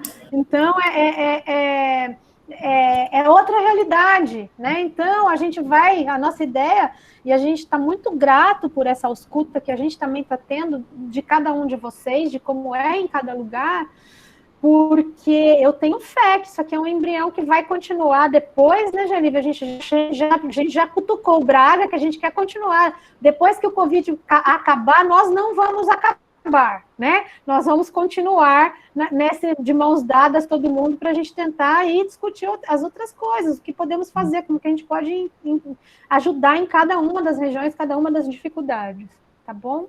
Eu acho que é para isso que o conhecimento é produzido na universidade, porque se ele não for produzido para isso, ele não precisa nem ser produzido, nem gasta dinheiro para produzir o conhecimento, porque não vale a pena, tá bom? Vamos atingir as metas de desenvolvimento sustentável, né? 2050, com a redução da mortalidade materna. É o meu consumo. Amém. Só agradecer, gente. Estamos aqui à disposição. Viu? Muito obrigada, gente. Boa noite a todos. Até a próxima. Boa noite. Tchau. Terça-feira.